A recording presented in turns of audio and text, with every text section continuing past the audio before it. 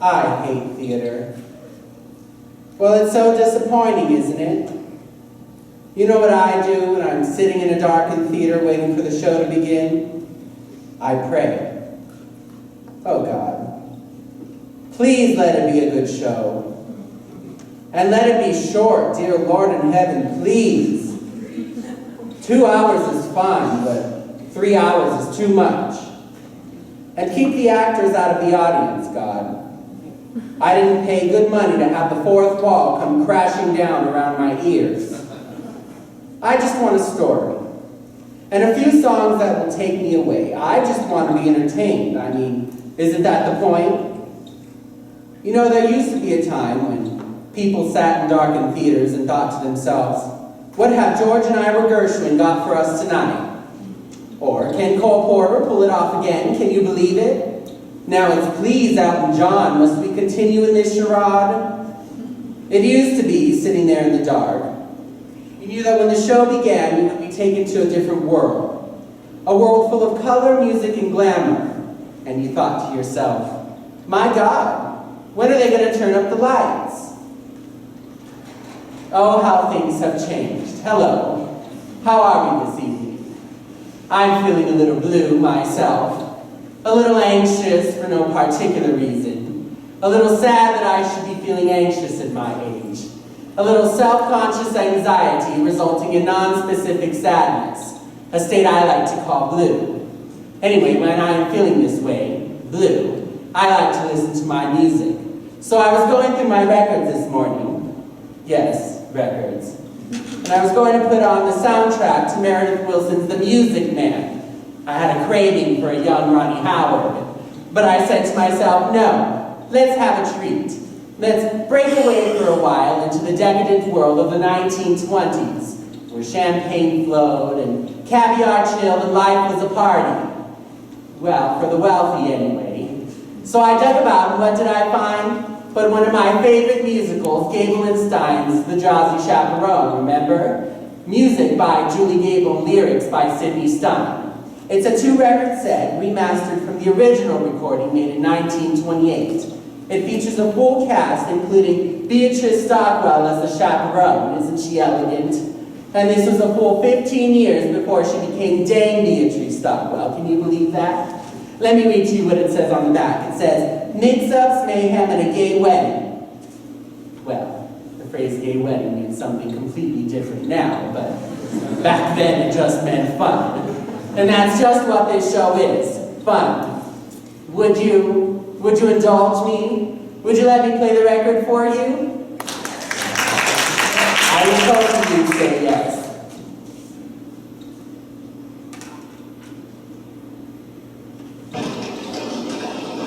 Do you hear that static? I love that sound. To me, it's the sound of a time machine, son. All right, now let's visualize. Imagine, if you will, it's November 1928. You've just arrived at the doors of the Morosco Theater. It's very cold outside. Remember when November used to be cold? Well, not anymore. November's the new August. It's global warming. We're all doomed. Anyway, it's very cold. There's a heavy gray sleet falling from the sky. But you don't care because you're about to see a Broadway show. Listen.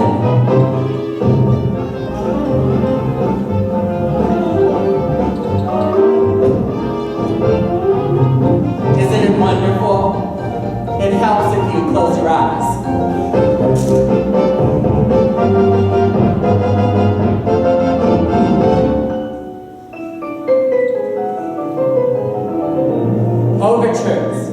Overtures are out of style now. I miss them. It's the show's way of welcoming you. Hello. Welcome. The meal will be served shortly, but in the meantime, would you like an appetizer? That's what an overture is, a musical appetizer. Hoo-hoo platter of tunes, if you will. Oh, that sounds different. Sounds like a dance tune. Very rollicking. Maybe something involving pirates? Don't worry, there are no pirates.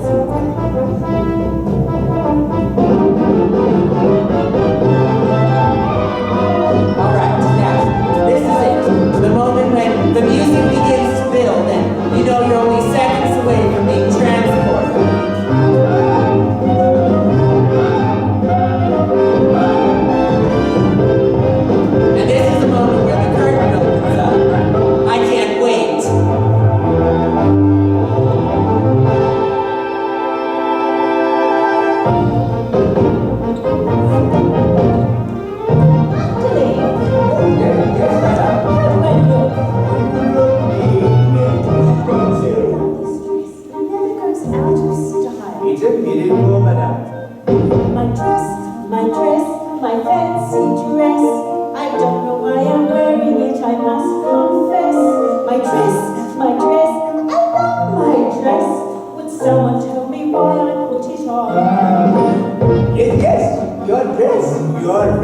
fancy dress.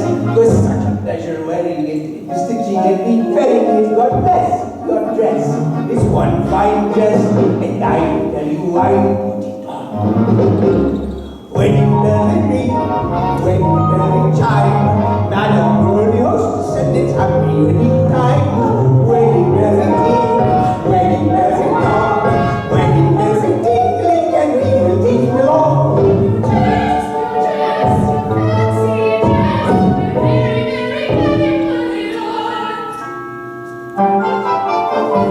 Wedding guests have come. Wedding guests are here. Wedding guests are at the door, and soon they will appear.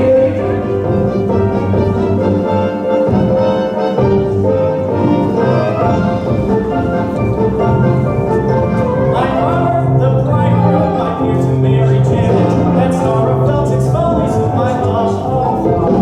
Georgia, that's Georgia, his best friend, Georgia. I'm honored to be doing what a best man ought. Ah, this is Huttendale. Now don't you worry, there's four things planned out. The King's organization. See? Each string represents a task yet to be completed. Pay the chorus, yell the musicians, book the minister. This whole wedding's gonna run like clockwork. Oh, it's gonna be baby. I'm bouncing, producer. I lost my leading lady. I gotta stop this wedding or I'm not worth squat. I'm kidding, just kidding. I came with Mr. Fountain. I'll be a wedding lady if I get my shot. We're pastry chefs. What pastry chefs? We cross lines, we're pastry chefs. No fakery. A bakery. It's what we got.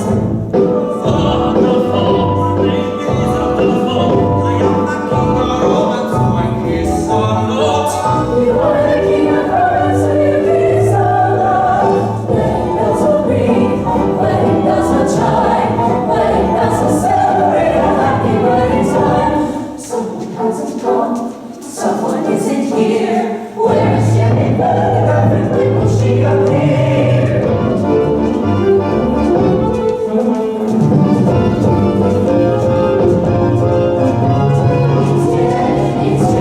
It's Janet, I'm Janet, Janet Bentley Rapp, here to marry Robert Martin, giving up the life of glamour to time night. I'm the chaperone, what Janet find around, made of honor, friendly, confidant, and all that run. Where's the bar? It's prohibition, madame. I think I brought my own. Champagne makes me drowsy.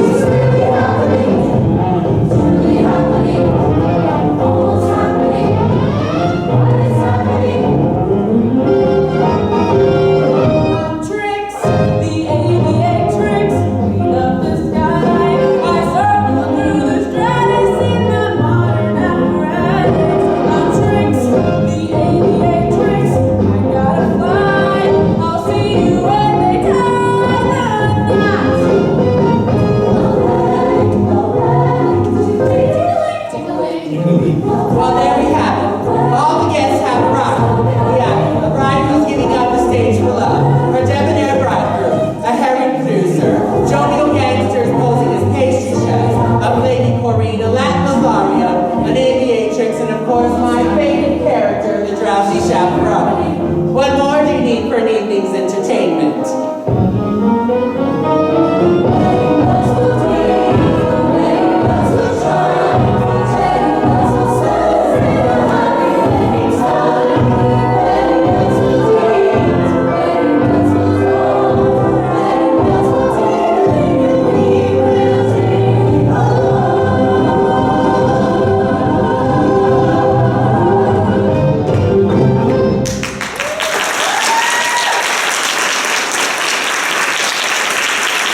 Wasn't that wonderful? And people ding along. I don't even know what that means. So, I'll lead you through the record as best I can. Don't worry, it won't be hard to follow. So, we begin with a welcome from the love-struck crew. Well, I would like to Thank everyone for coming. I tell you, you must be some lucky fellow. Why, who would have thought that I, Robert Martin, would be marrying a glamorous showgirl, and that glamorous showgirl would be giving up a successful career to marry me, Robert Martin. Now, if it weren't for prohibition, I'd say let's raise a glass. Hear, hear. Miss Janet Van de Graaff, the most beautiful girl in the world. Absolutely not. Excuse me. The bride mustn't see the groom on the day of the wedding. It's bad luck. I hope you heard that, because that's the plot. Basically, hang on for a ride.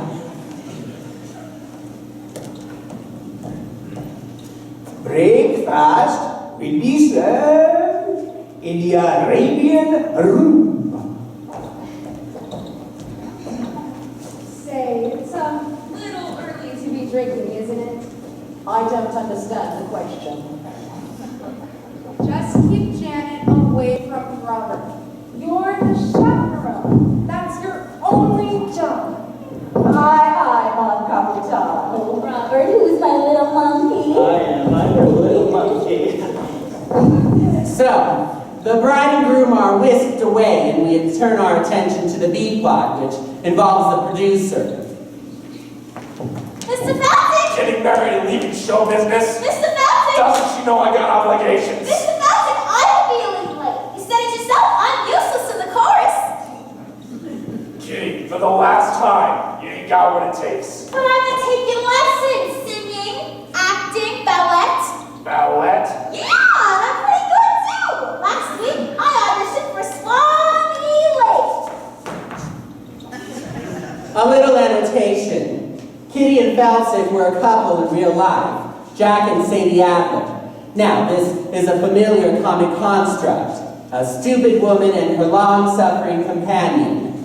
Well, she appears to be stupid, but in the end she does something quite clever that makes everyone wonder whether it's all been an act. The irony here is that Sadie was actually stupid in real life. Jack had to explain all the jokes to her, apparently. But still, she had a very successful time on stage. At this time, this theater was the only place that stupid people could earn a decent living. This was before television, of course. Kitty, I don't have time for this. A penny full, Mr. Felton. Now, Perhaps a nice profiterole. kids, I'm not hungry. Then perhaps we could give you some to chew on. Yeah, something that ain't food. What? Your confusion is to be expected. Although we stand here before you in the guise of innocent pastry chefs, we are also And primarily, employees of a certain individual A certain individual? who just so happens to be the largest single investor in the Felsick's farms. And he has sent us here as pastry chefs. to express his concerns about Miss Van Graaff's impending nuptials. Specifically, That if she gets married and leaves the show, Then there ain't no show. Say, don't I know you? no, you don't. Have you ever spent any time in Toledo? Have you ever spent any time in a coma? No. But I have a cousin in Seattle. Kitty. Look, kids, you don't need to worry about that wedding. You can have my word. Oh, we'll take your word, all right.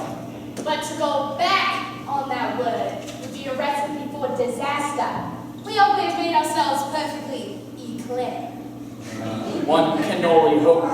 You was gotta be kidding me! A trifle much? Don't talk with me! All right! You can drop the pastry chef routine. Alas, we ganache. We're on the lamb. Lamb's an entree, you macaroon! The gangsters were played by vaudeville duo the Tall siblings, Jane and Peter Tall. They were born Idina and Mendel Maslaskowitz, but were renamed at Ellis Island by a board immigration official. They were an early representation of the typical Broadway gangster, full of wordplay and stylized movements. Not very intimidating. Unless, of course, you find dancers intimidating, which I do, but not for reasons that would be appropriate to the situation. Well, Mr. Feltsey, we'll leave the matter in your hands. In the meantime, feel free to browse the dessert carousel. Try the Toledo surprise. It's to die for.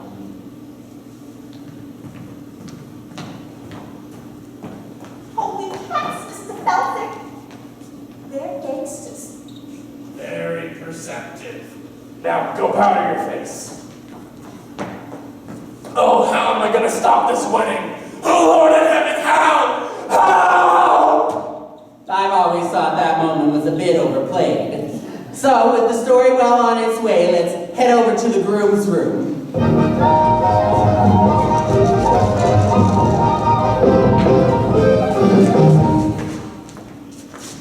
Hey there, handsome. Show me those pearly whites. The groom is played by the dashing Percy Hyman. He was the Albright toothpaste man. His fabulous smile adorned every tube. Albright was hugely popular in the 20s because it contained cocaine. It's true. If you read the label, it was the 5th ingredient down right after sugar. Anyway, it wasn't long before he became a huge matinee idol. Now, don't you worry. It's perfectly normal for a groom to be nervous on his wedding day. It is? Of course. I love Percy Hyman. Now, some people would say he's a bad actor, but to those people I say, shut up. Hey there, Mr. Mirror Man. Shaken and acquainted. Trembling like them fraidy cats do. Something big be bothering you. Cold feet, brother, you've got cold feet. You can make them cold feet hot with a little young feet. Cold feet can be uncontrolled. Rhythm make them cold feet trot down the aisle. Cross the arches, they can learn to swing. Icy toes can jive.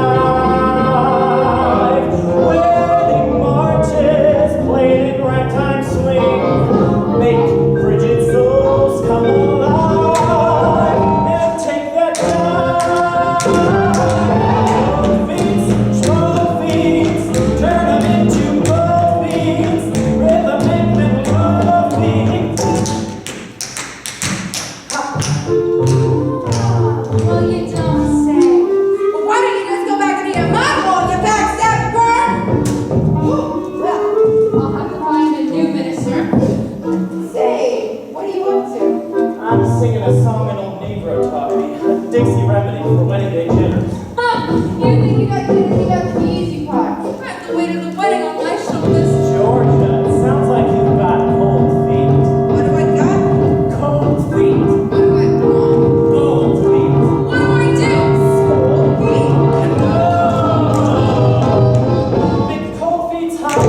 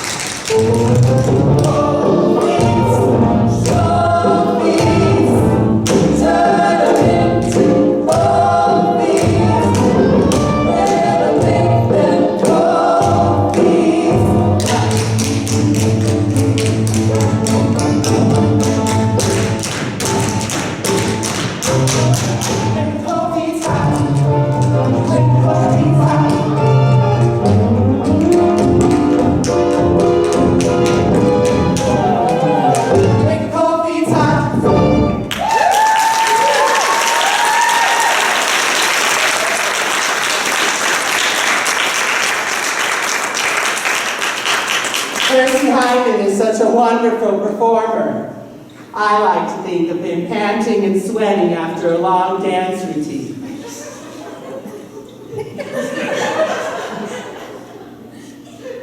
Oh, he's still alive, you know.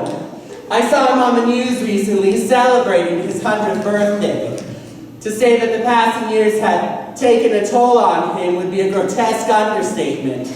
They wheeled him out and he had that wide-eyed expression, you know, the one that God saves for the very, very old on their birthdays. The one that says, "Who are you?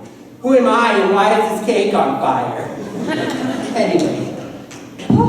Well, that's enough of that. Dancing around like a fool. Sorry, Georgia. I'm just trying to calm my nerves. It is my wedding day, after all. Well, you could have snapped an ankle. Tap dancing is just too dangerous. Why don't you go out for a skate instead? That's what I do when I have to walk and see. Georgia, what would I do without you? Wait. Oh, no. You are not going out like that, my friend. You might see Janet. Here, put on this blindfold. Georgia, you think of everything. Just looking out for you, my boy. And no more tap dancing.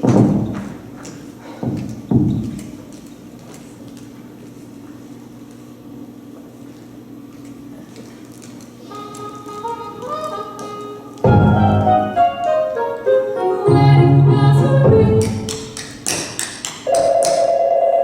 Wedding bells are chime. Wedding bells will celebrate. Just ignore it. It does this occasionally. It rings. Just ignore it. It will stop soon. What? What do you want? Hello, you have reached my answering machine. Leave a short message after the tone, and I'll call you back at my convenience. Well, that's it. The moment is ruined. It's like a cell phone goes off in the theater. God, I hate that. Hello, what are you doing? Oh, I'm ruining a moment. How about you? Oh, I couldn't get out tonight, so I thought I'd ruin the moment by proxy. Sorry. Let's just shake that off. Let's go back in our minds to 1928. They didn't have cell phones in 1928, but I'm sure they had something for the ruining of moments. Bugles or something. Happy wedding.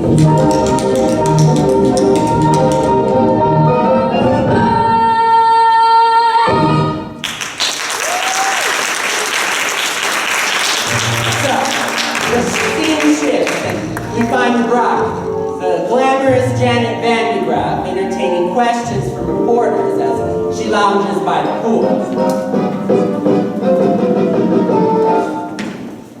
Miss Van Graff, is it true you're giving up a successful career here in man you hardly know? Yes, Robert and I met on the leader deck. He amused me with stories of his father's oil interest. We spooned, briefly, and then he proposed. So you won't be returning to the stage, ever? I shan't. You shan't? I shan't. Can we quote you on that? Of course. One more question. Yes. Why in the world would anyone put olives in a Gibson? I got a question. Janet, how can you give out the footlights when you know very well you got grease paint in your veins? Victor, please. Oh, Janet, I'm begging ya. Dump them up. Come back with the volleys.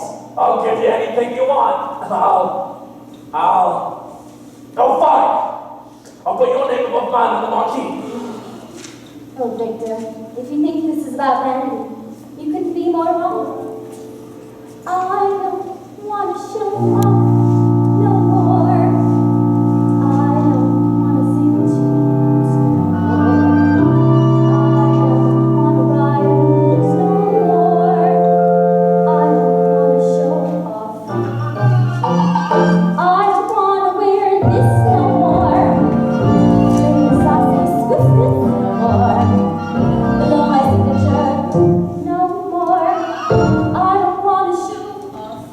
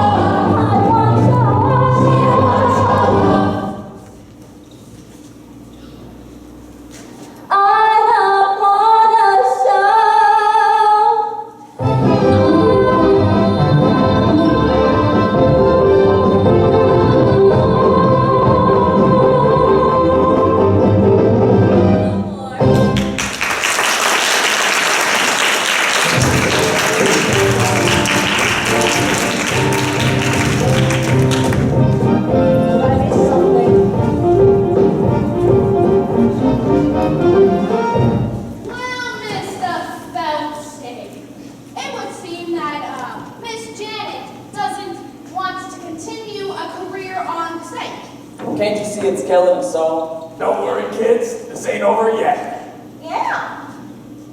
I'm surprised she didn't do an encore. I don't wanna encore no more. People shout for more no more. I disappear off the floor no more. I don't wanna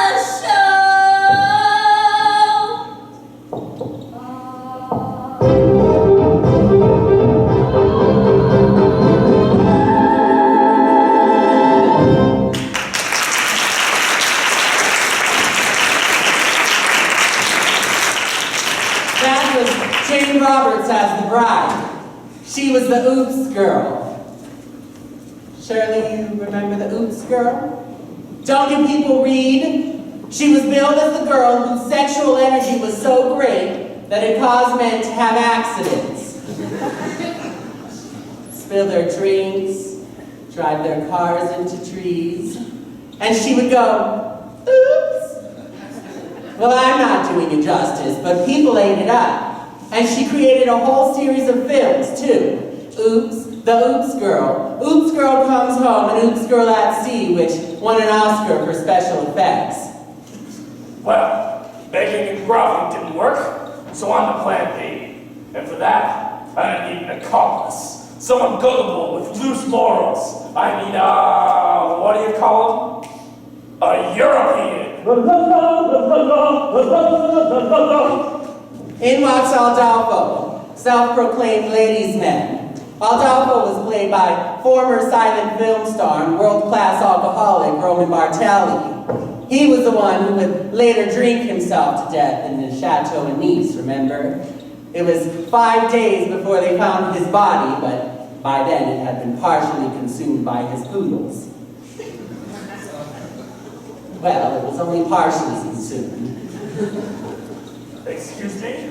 I don't think we've met before. I am Adolfo. You are Adolfo? Yes, I am Adolfo. Not the Adolfo. Yes, I am Adolfo. Funny. You don't look like a scoundrel. Yes. What? Oh, I just overheard the group saying that Adolfo is a scoundrel. I just heard him say that. What? Adolfo is a scoundrel? Those very words. Adolfo is a scoundrel? It's like I'm hearing it again. This is outrageous! Are you saying this for the people? Is it beautiful like this in the press? For the lovemaking? I must. You must take matters into your own hands. Yes, I must take this groom into my hands and kill him! Yes. No! Don't kill him. Just hurt him bad enough that he can't get married.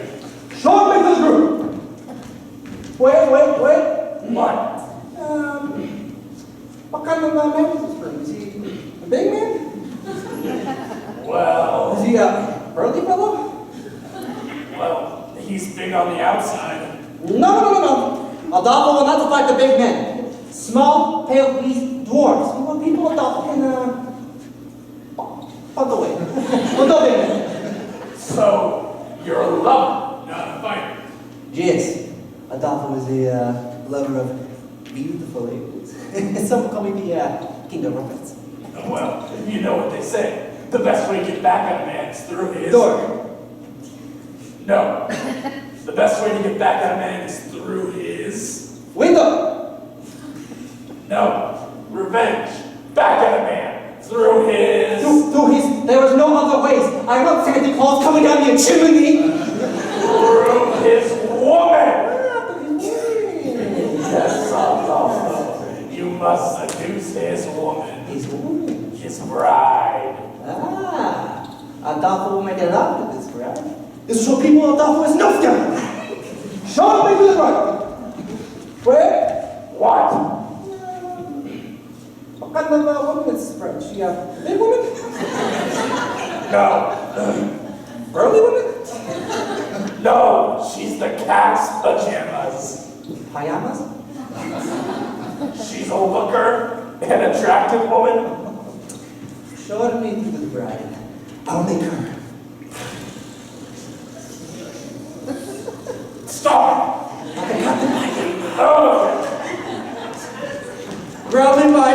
chewing the scenery. You couldn't get away with a performance like that on stage nowadays, could you? Mature contemporary audiences are too sophisticated for broad racial stereotyping on stage. So we banished them to Disney. Let the children sort it out.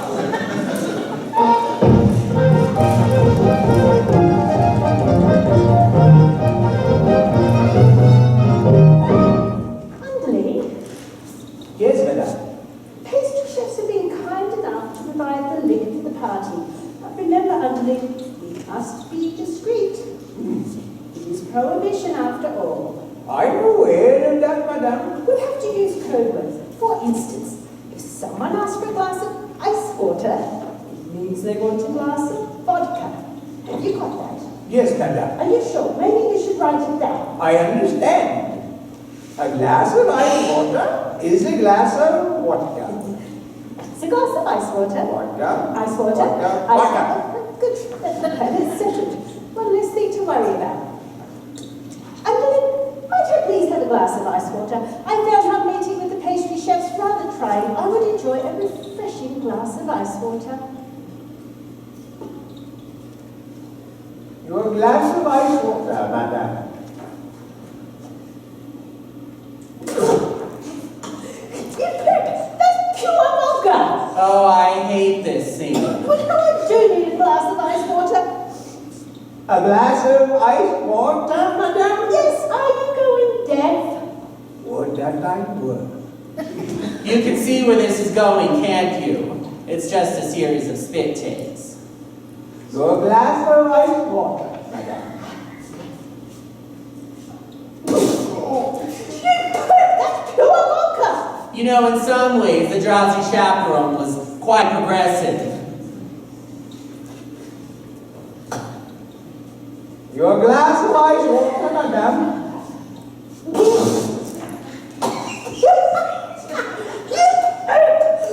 Yes, some elements were quite progressive. Others were stale in 1928. You know what? I'm going to skip ahead. That was...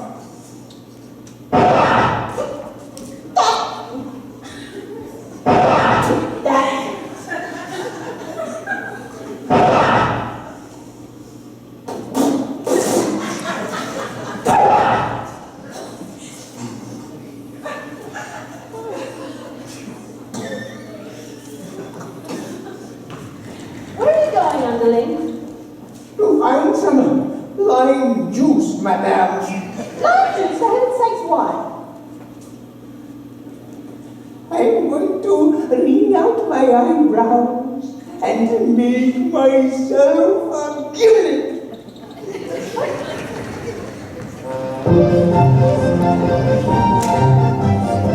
Now you're probably asking yourself, what was that routine doing in this show? Well, it's quite simple. There's a song coming up and they needed to allow for a set change.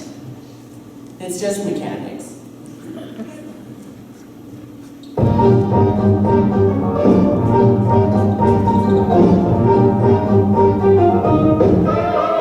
In a few hours, I'm going to be Mrs. Robert Martin. Oh, my head is spinning. Yes, life is a mad whirlwind. This is an interesting scene. It's the only part in the show where Jane Roberts and Beatrice Stockwell are alone together on stage. Jane Roberts was an emerging star, but Beatrice Stockwell was well established and a force to contend with. I'm so full of apprehension. But I suppose that's normal, considering the circumstances. Have you ever been married, Chaperone? No, I drink for pleasure, not out of necessity. Your glass of ice water, madam. I'm afraid you've eaten all yours. Have you ever been married, Underling?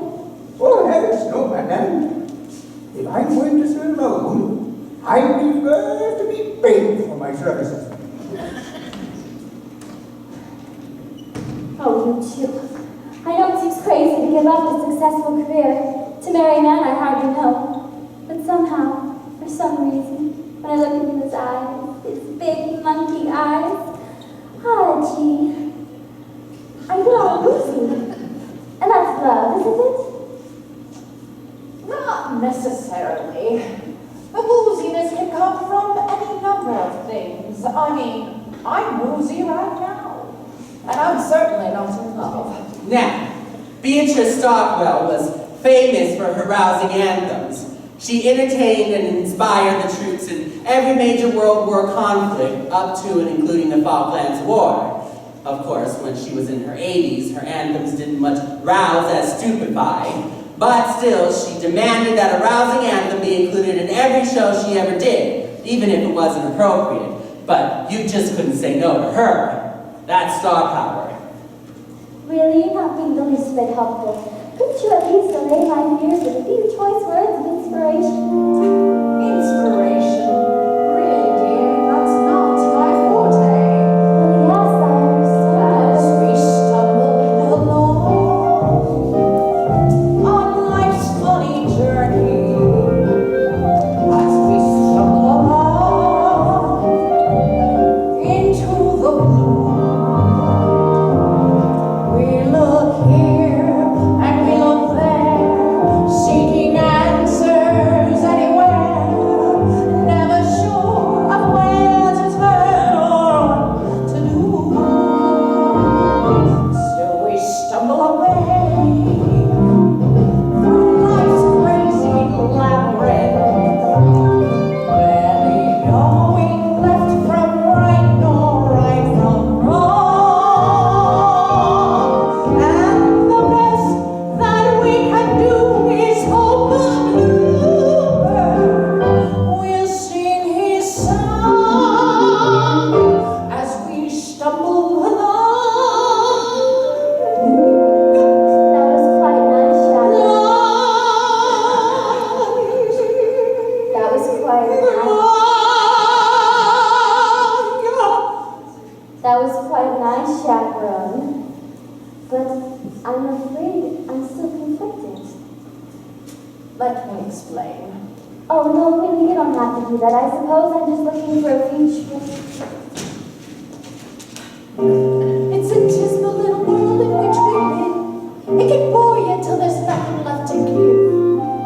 7 overrated wonders, 7 underwhelming seas, 6 excruciating continents. Antarctica? Oh, please. Antarctica, oh please. You mustn't let it lick you. This planet, I'm so glad. Keep your eyeball, oh that highball, in your hand. As we stumble along, cross life's crowded dance floor, as we push and we shove, we live and we learn. And when we finally leave the bar, and we see that morning star, we pull our bootstraps up and homeward turn. Then we skip away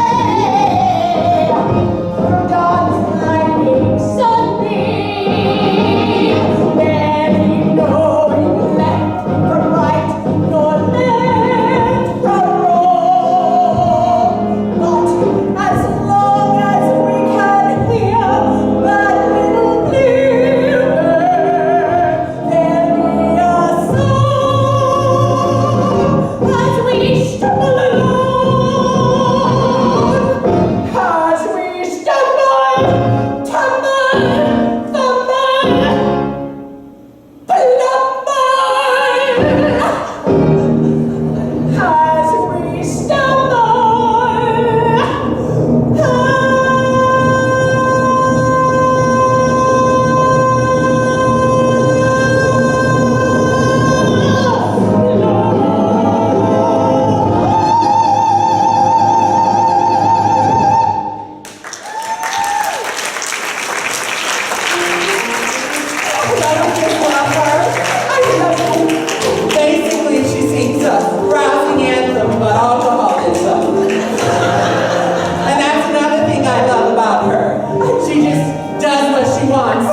regardless of the needs and concerns of others. My mother was like that.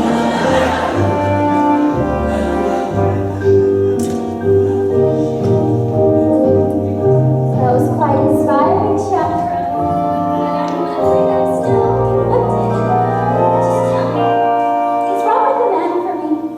Oh, my dear, that is something you will have to decide for yourself. But I just don't know if he loves me. Janet Van de Graaff or me. Janet Van de Graaff.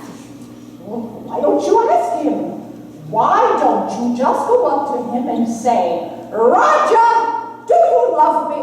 It's Robert. And I'm afraid I'm not allowed to see him. In fact, it's her job to keep me away from him. Right. And I take that responsibility very, very seriously. However, just now, I'm feeling terribly, terribly drowsy. I think I will have to have a little lie down. Now, whatever you do, don't go wandering through the garden seeking out your fiancé to ask him the question on which your future happiness depends. Don't go do it. Don't go wandering in the garden, my dear. Don't do it. Don't go in... Oh, thank you, Chaperone. I just have to know if he loves me. Oh, my goodness. Such a skinny little fool. Still, I envy her. Oh, when will love come crashing through my door? Look who it is. It's Adolfo come to seduce the bride. I am Adolfo. Try not to think of poodles when you're listening to this part. I am Adolfo and you are the bride. No, I am not. What? It isn't the bridal suite and you are the only one in here. Therefore, you are the bride. Interesting argument. However, I'm afraid you are a moron. What? Meet no bride. Perhaps I could take a message. Oh, yes, very good. Dear Van de Graaff bride, I must make a love to you and transport you to a place of ecstasy. So nourishment. Sign Adolfo, the king of romance. You saw through my little ruse. You found me out. So you're the bride. Apparently, yes. We must make love. Do worse. Take me out, doll face. No. Not Adolfo. Adolfo. You must remember my name. For when we are making love, and you are screaming that you must say the right thing, or you will ruin everything. How can I make you remember?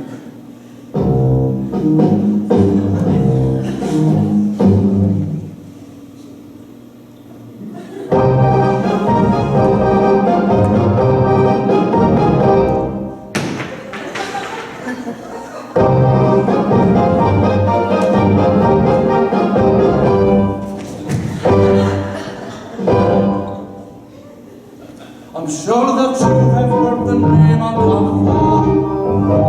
A lovely lady's bride with the criminal flow. The lovely messiah that saved Adolfo. I introduce myself. I am Adolfo. Nice to meet you. Shall we? I thought that. So just in case you couldn't hear Adolfo, I dropped the way very clear Adolfo. The lovely ladies always hear Adolfo. When I repeat myself, I am Adolfo. Understood. I can sing it high, Adolfo. I can sing it low, Adolfo. I can sing it very fast, I can sing it very slowly. I do it now, but it would take hours. Now let's see it together. Remember my name. I'll give it a shot. Now who's the pharaoh that you see? Adolfo. And how shall you refer to me? Adolfo. And who is it will always be? Adolfo. Now sing it proudly. You are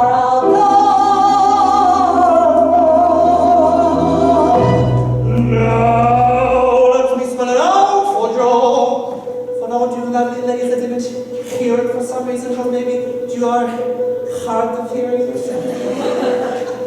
I don't know. It goes.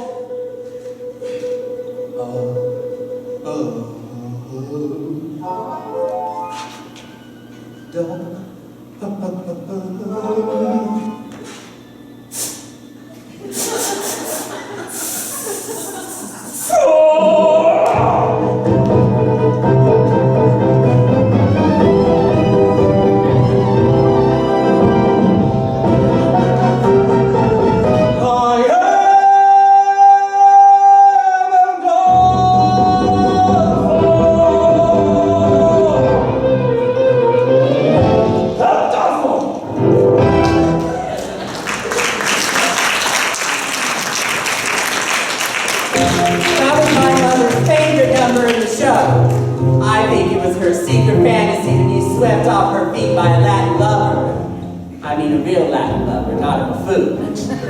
But that's the point of musicals, right? Falling in love at the drop of a hat, spontaneous tangling, suddenly finding yourself in an insanely romantic setting.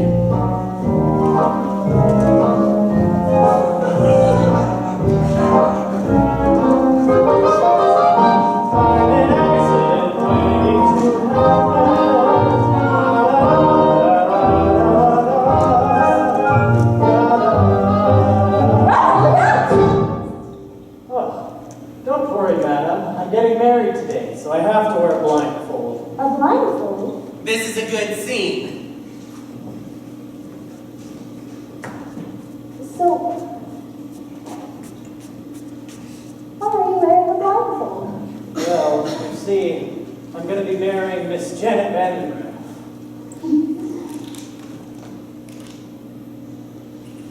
Do you recognize my voice? Not at all. Why? Because Who am I speaking to? it's, me. I mean, Mimi. Mimi from France. Oh, this thing couldn't be more ridiculous. So you are Marrying Janet Vandenberg, no? Oui. I hear she's very beautiful Oui. and very glamorous. Ah, oui. Oui. Is it true that she has an exceptionally broad range and excels at playing both comedic and dramatic roles? Say, I'm having a hard time placing your accent. What part of France are you from? Oh, the middle part was mixed with toast. Now tell me, you were telling me about your, how you say it in English, fiancé? Ah, that's right. Now tell me, when was the moment when you knew that she was the only one for you? Well, it's a funny story, actually. We were standing on the Lido deck of the Ile-de-France. Yes. I was amusing her with stories of my father's oil interests. And then what happened? Well, I looked into her eyes, her big, glamorous eyes, and I felt all woozy. And then you fell. Then you fell? Yes, right on my keister, and I said, well, I guess I don't have my sea legs yet. But we haven't even left the dock. That's what she said. And then I knew it must be love. And then you said, And I said, there was a time I could stop on a dime. Forbearance was one of my talents. But since you've been around, I can't hold my ground. I'm consistently losing my balance. I'm in an accident waiting to happen. I'm a mishap about to ensue. I'm the toy on the stair, a three-legged chair, a hand that's been caught by a shoe.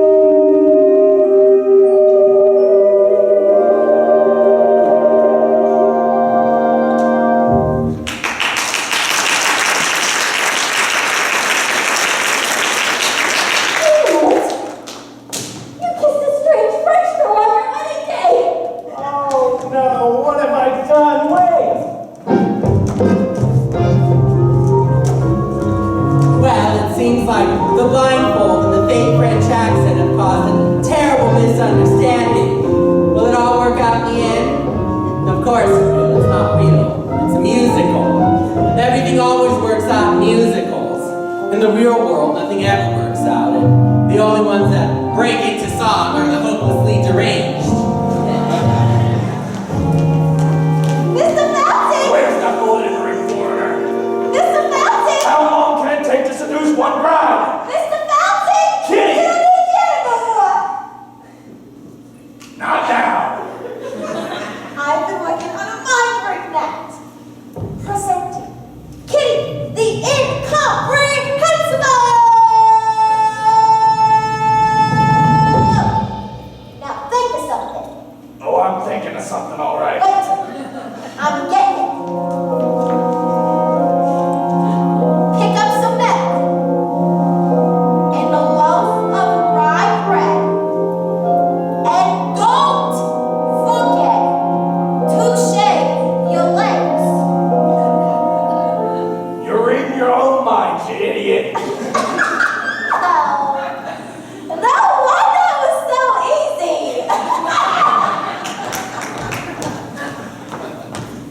Mr. Felton! It would seem the way to proceeding according to schedule.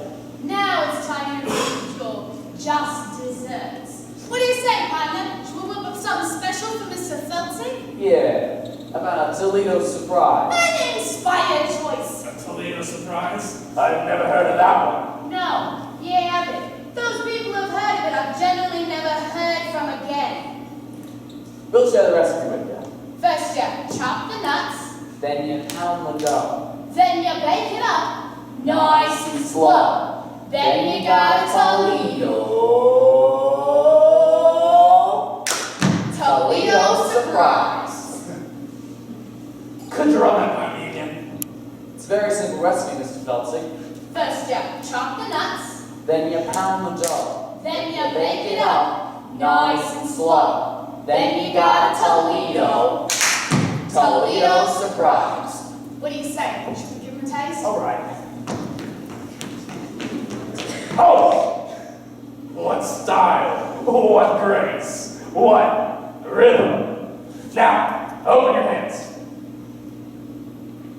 Now, shake them.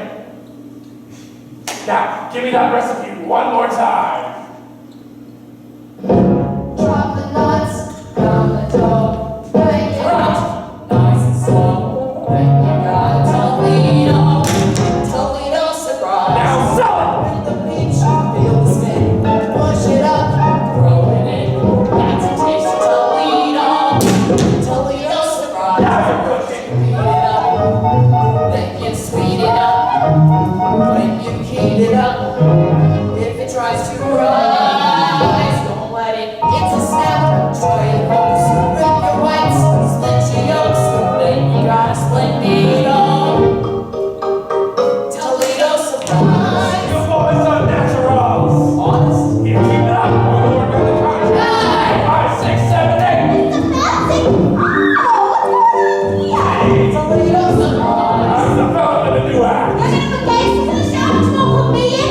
Then I'm even gonna do this. You got it all wrong, Kitty. These kids, they're your backup dancers. Holy cats! What a hot Toledo does to my libido food. Yes, indeed, oh, sugary yum yum. Surprise! Brings the cream, brings the fan, like the spoon of the fan. Makes you blush tuxedo, Toledo surprise! Allah, you make an announcement. Rolling results. What? For the love of God, why? Adolfo was made love to this bride. That's not the bride, you idiot. That's the chaperone. What? The wedding is on. The wedding is on. What? Robert kissed a French girl. Her name is Mimi. She's very beautiful. I couldn't help it, Janet. She was just like you, only French. Sweet mother of pearl. Ugly? What is all the commotion about? Is you ready, madame? Look at this getting ready. Not anymore. What a tragedy. What a wonderful, wonderful tragedy. Come here, the floor, boys. I'll show you how it's done. First, you beat it up.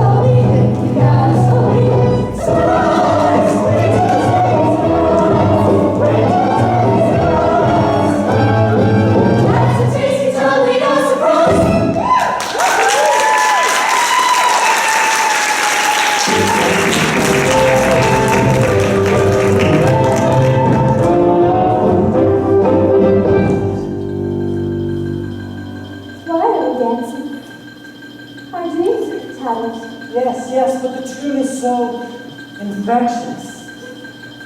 Oh, Robert, this is the saddest day.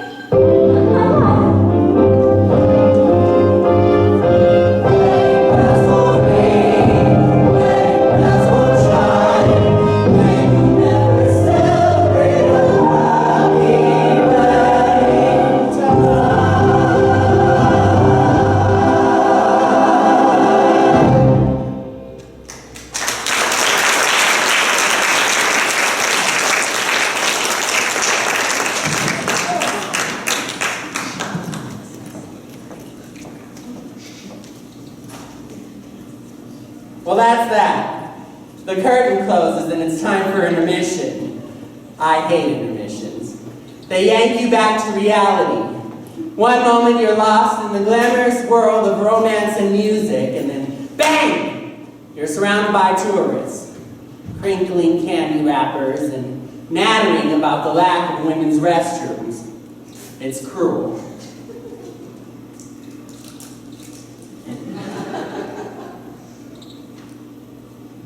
Oh, it's a power bar. I have a bit of a blood sugar issue. I have to eat small meals throughout the day or else I get all jittery. It's rude, I know, but you wouldn't like the alternative. Believe you me. Believe you me.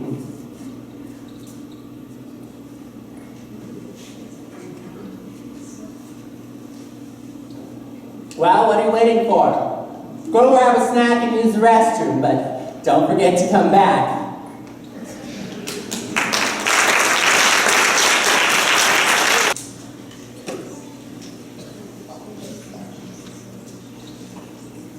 Oh, good, you're back. I was just thinking about my wedding day. I didn't have breakfast, and the ceremony didn't start until 4 o'clock in the afternoon. I do.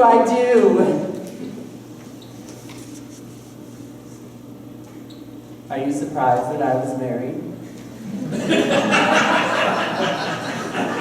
Well, there you go. You shouldn't be making assumptions about people now, should you? I'm a very complicated person.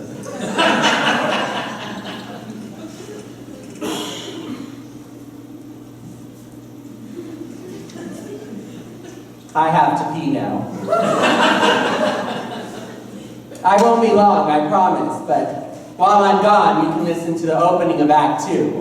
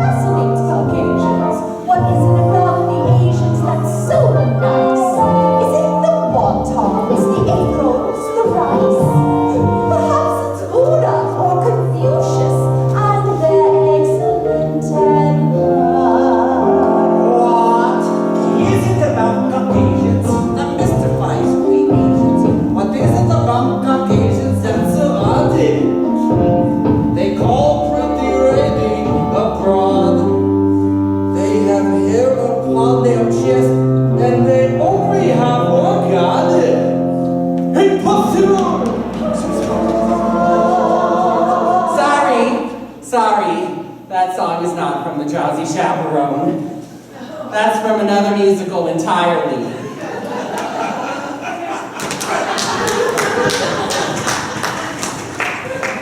I have a woman who comes in once a month. Can you say that? I have a woman? Anyway, she cleans the things that I absolutely refuse to clean. She's very good, but she has an annoying habit of putting my records away, and all in the wrong places. Even though I say, no touch records, Carmela, no touch records. I suppose that if I talked to her in complete sentences, she'd stop touching my records. That song was from another Gable and Stein show called The Enchanted Nightingale.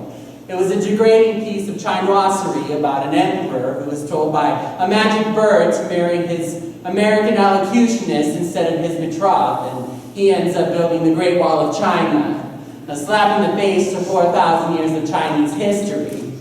And that was Beatrice Stockwell as American Lady. And did you recognize Roman Bartelli as the emperor? Yes, he was a man of 1,000 accents, all of them insulting. Act 2 of the Drowsy Chaperone begins with this. A haunting lament from a very depressed bride. She sings it on her balcony, bathed in the pale blue light of a sympathetic moon, which is ridiculous because it's the middle of the day. Oh, and while you're listening to this, try to ignore the lyrics. I know that it will be difficult, but block them out. They're not very good, but it truly communicates the bride's state of mind. Ignore the lyrics, though. I put a monkey on a trying to make that monkey stay. And he did for a time, but he needed to climb, and with other monkeys play. He left his jacket on that beside his kind rusty cup, and I haven't got the strength to pick them up.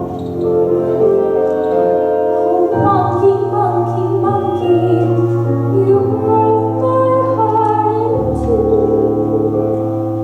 but I'll always save that pedestal for you. I'm going to pour myself a brandy. Come, my little monkey, come, my little monkey.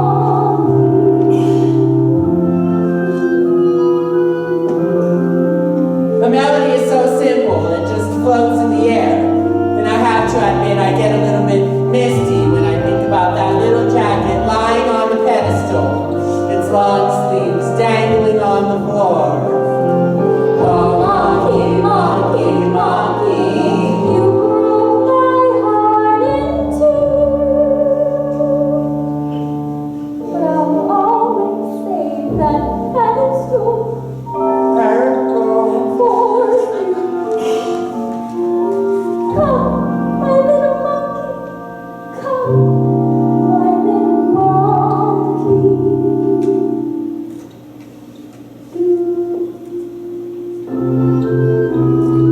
Okay, here we go. Wait, Who are you? I'm Jenny Vandegraff. Do you need anyone? I don't need anyone. What about the love of a man? What do I care about the love of One man, when I am adored by millions. Do I need to be so gloomy? No, no, no. I can go the world as though I chose. Sacrifice flowers to me every show. Christmas time she had me rose. I love this part. I'm Janet Vandegraff. Ain't no little rat, I can't have her.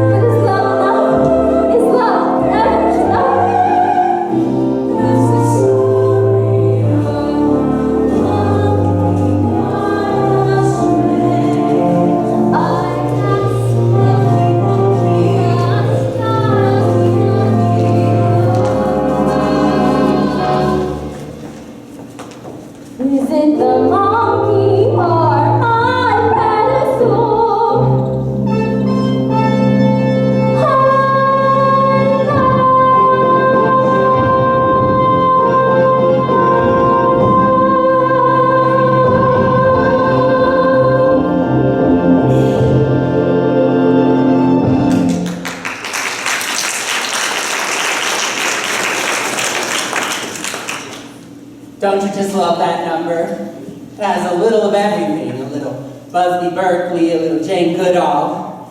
And that's another thing about musicals in general. When the characters in crisis, they break out into song and dance, which is so much more than just sitting around and whining about it. Oh, you see, this is what I'm talking about. You manage to be happy for 5 seconds and then something starts ringing.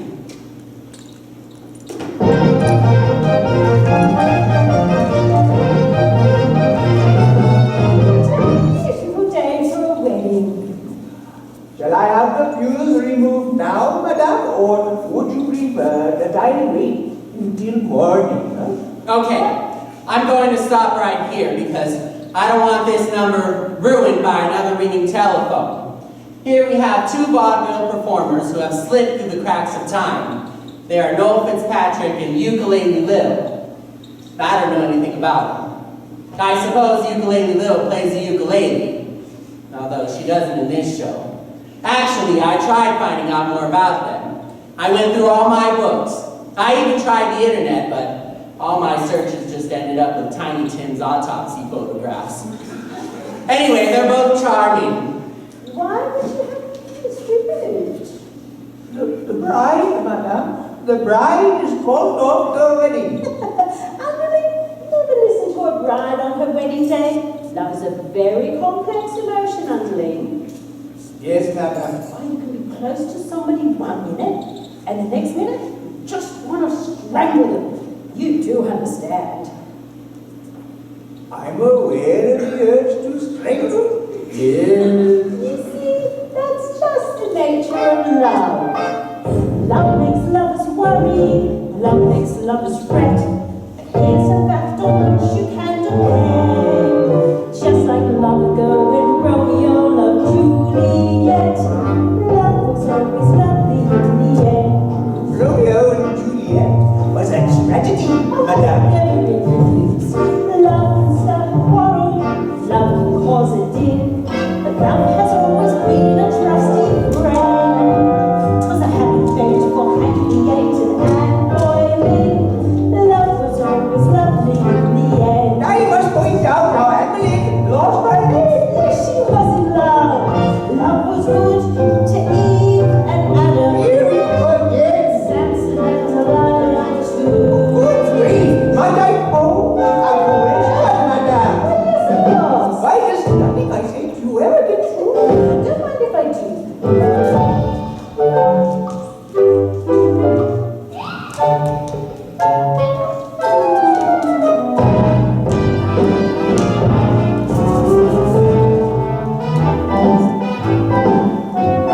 Love was always lovely in the end. Oh, I find that quite taxing. I need a glass of ice water. Love sneaks up behind you. Love drops from above. Love would never consciously offend. Love is certainly kind to me. And my true love was always lovely. In the end. But your late husband was a brute. It's only him.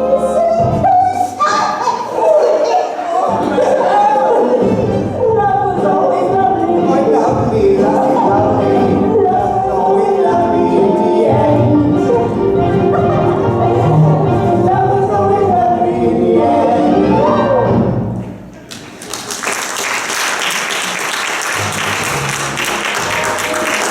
Yes, that is charming, but to be frank, on some level that number pisses me off.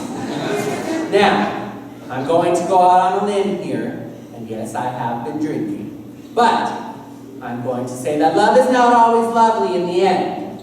Often in the end, there are lawyers. And another thing. Surely someone was aware of the awkward sexual connotation of that title. I mean, is it just me? I guess what I'm saying is that number is naive, and irresponsibly so. Sorry, I just thought I needed to say that for the benefit of the younger people. I won't interrupt anymore. Oh, wait. There's a number coming up that I've become completely obsessed with.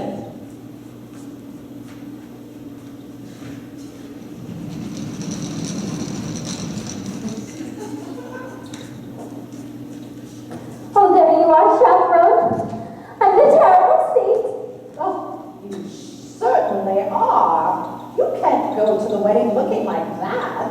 Oh, you poor dear, haven't you heard? The wedding's been called off. Oh, not your wedding. My wedding. Oh, that reminds me. Might I borrow your veil? You're getting married? But to whom? Your ice water, dear? No! Beautiful lady with that expression. You married now, who? I know, it's surprising. But when I look into his eyes, his big, drowsy eyes, I get all drowsy. And that's love, isn't it? Just dear, that is love. There you are. All right, I'm gonna put my cards out on the table. I got a weak heart. I can't take this pressure. If this goes on any longer, the old digger's gonna get out. Just, please, tell me, is there going to be a wedding or not? Yes. Thank the good Lord in heaven! Adolfo and the chaperone are getting married. What? Well, I have wonderful news. Yes. There's going to be a wedding. We know. You know?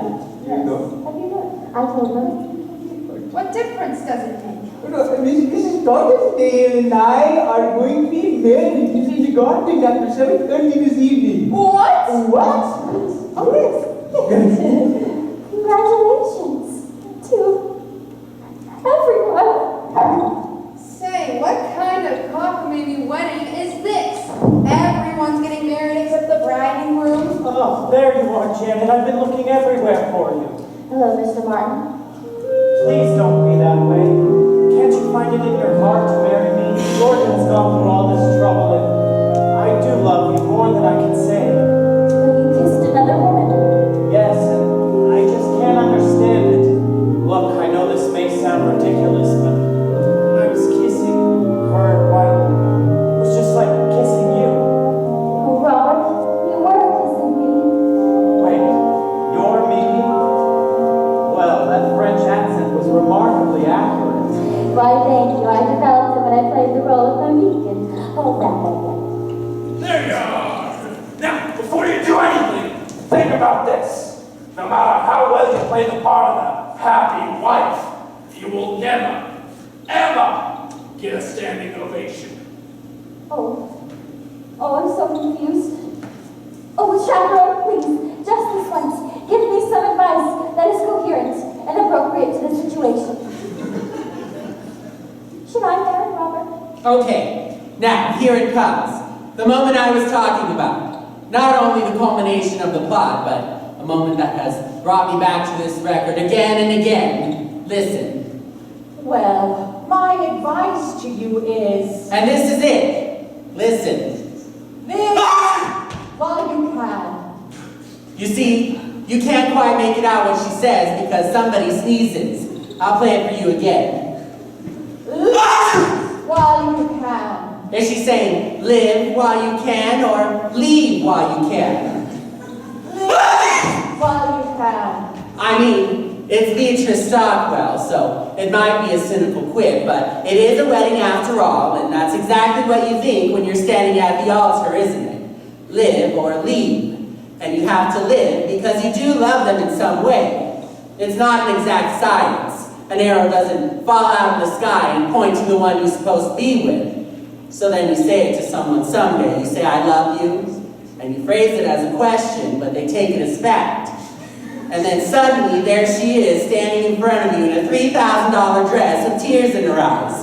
And her nephew made the chuppah. So then what do? Do you say, I was kidding? I was joking? No, you have to live, right? You choose to live. And then for the next couple of months, you're staring at the alien form in bed beside you, and you think to yourself, who are you? Who are you? And then you say it out loud, and then it's a trial separation and couples counseling, and all of your conversations are about her eating disorder and your Zoloft addiction, and you're constantly redefining and reevaluating and revisiting before you finally lose a deposit on the house, and the whole relationship ends up on a particularly ugly note with your only copy of Gypsy spinning through the air and crashing against the living room wall. But in a larger sense, sense and broader sense, it's better to have lived than left, right? While you can. Oh, you have no idea how many times I've listened to that. Oh, chaperone, thank you. Robert, the answer is yes. I will marry you. Oh, wonderful, wonderful. Well, Mr. Feltzing, it looks like this wedding is a done deal. Now you're gonna truffle. And there's nothing you can do about it. But there is. I found a replacement. A new leading lady. Presenting Kitty the Incomprehensible. Now, Kitty, concentrate and show these people that you can read my mind. My mind. Kitty, will you marry me? Holy cats is about to yes! Isn't she amazing? Well, what are you ladies waiting for? You go on and put on your frillies. We'll all get married in one big clump. That's how they do it in Utah. Well, George, I don't know how you managed to pull it off. 4 weddings in one day. I guess you're everyone's best man now. I am? Yeah. Oh, yeah! I'm Georgia, the best man, Georgia. I'm honored to be doing what a best man ought. I'm mixing in the glory. Wedding bells will ring, wedding bells will chime, wedding bells will celebrate a happy wedding time.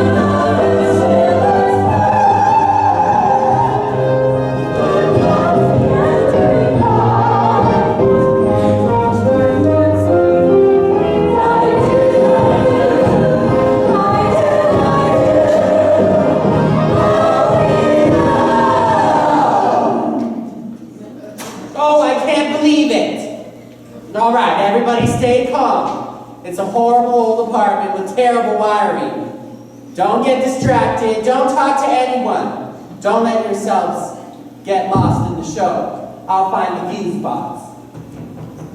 Everybody quiet. Mr. Superintendent, Oh, God. your lights are out. Yes? Well, we shut off all the power so we could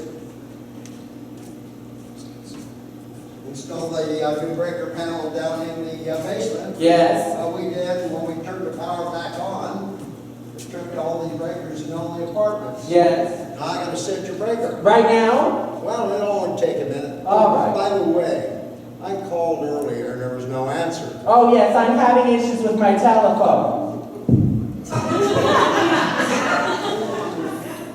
What was that?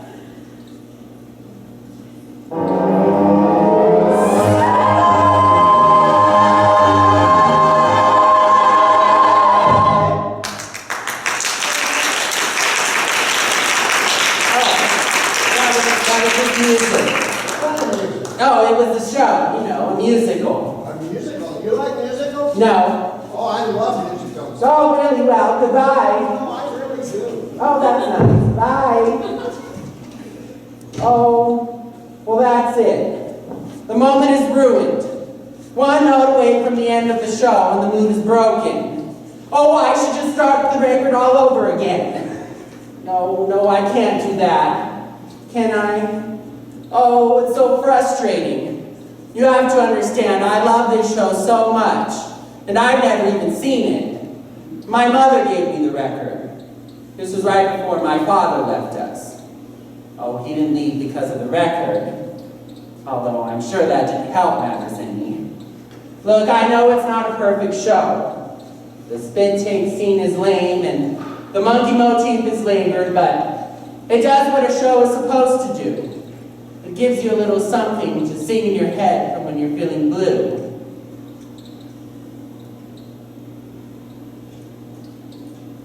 As we stumble along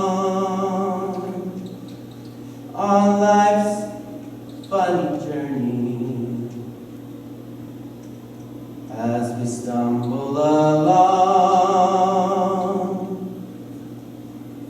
into the we look here, we look there, seeking answers anywhere, never sure of where to turn.